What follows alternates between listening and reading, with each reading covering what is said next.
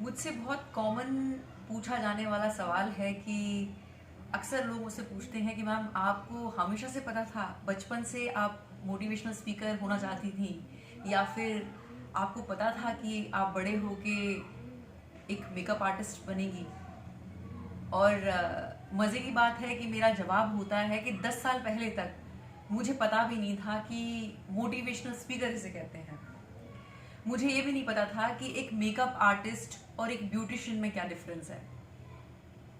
मुझे सिर्फ एक चीज पता थी, मेरे पास 3 क्लैरिटी थी कि मुझे कोई ऐसी जॉब चाहिए जिसमें ये तीनों चीजें मेरी डिजायर को फुलफिल करती हूँ।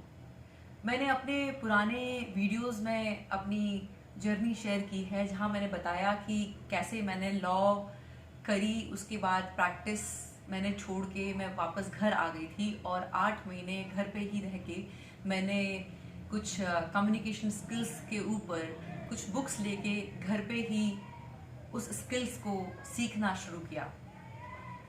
आज इस टॉपिक के माध्यम से मुझे लगा कि मेरे जैसे हजारों ऐसे युवा हैं जिन्हें वाकई नहीं पता कि उनके लिए एक परफेक्ट जॉब, उनकी डिवाइन कॉलिंग क्या है।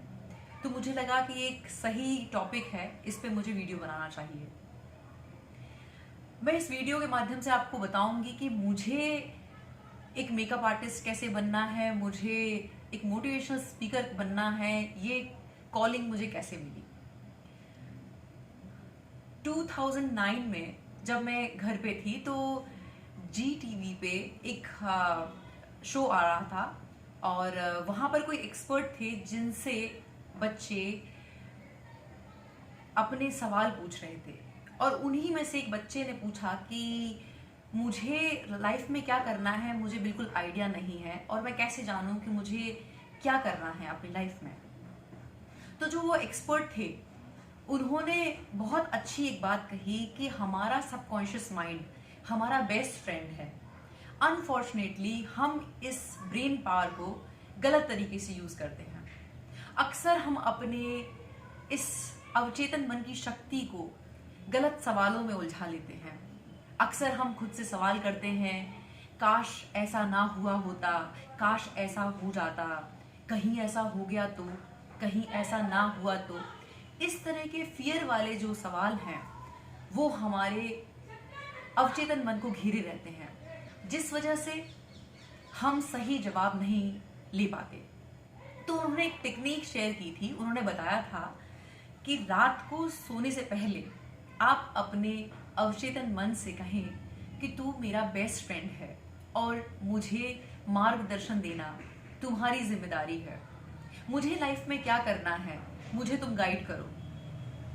मैं क्या चाहता हूँ वो तुम्हें पता है और अपने मन की जो चाहते हैं वो अपने सबकॉन्शियस माइंड से बोलते हुए, जैसे हम अपनी फ्रेंड के साथ शेयर करते हैं उस तरह से वो बोलते हुए आप रात को सोने से पहले वो सब चीजें शेयर करें।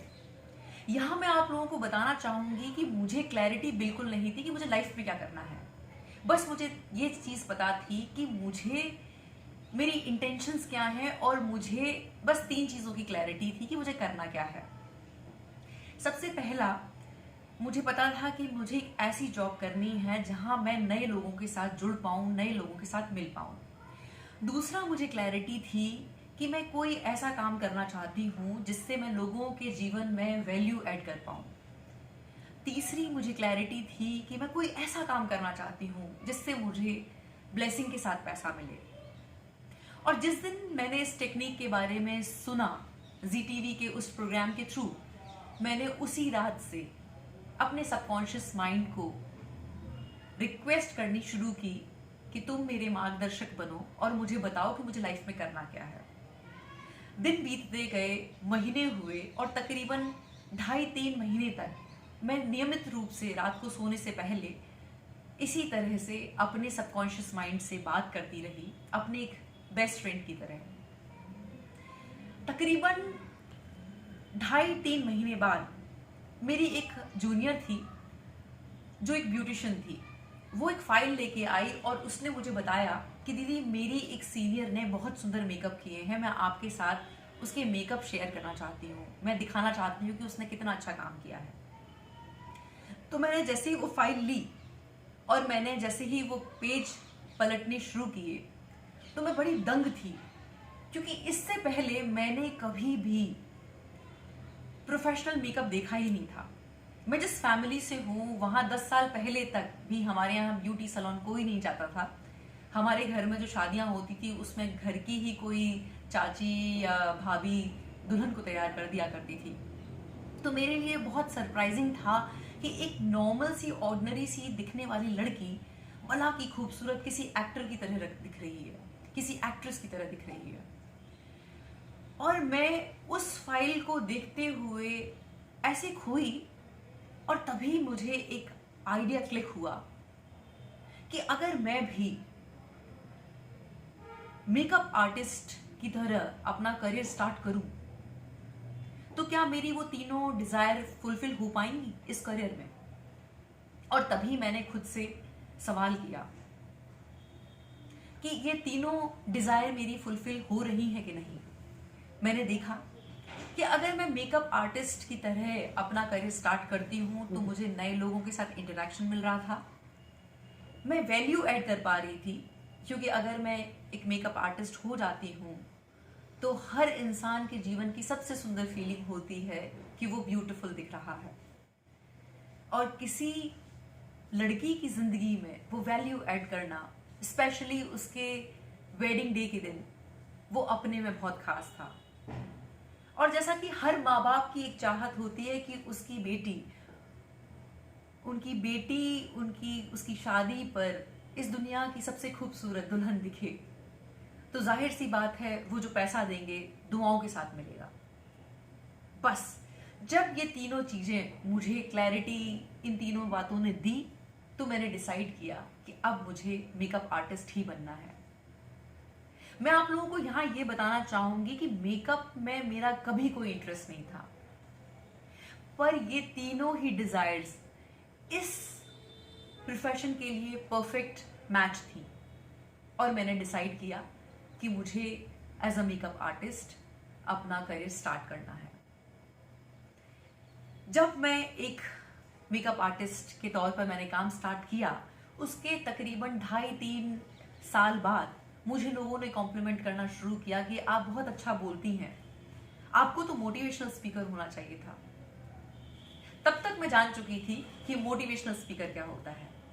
मैंने अपने आप से फिर सवाल किया कि क्या इस प्रोफेशन में ये तीनों डिजायर्स फुलफिल होती हैं, और जवाब था हाँ।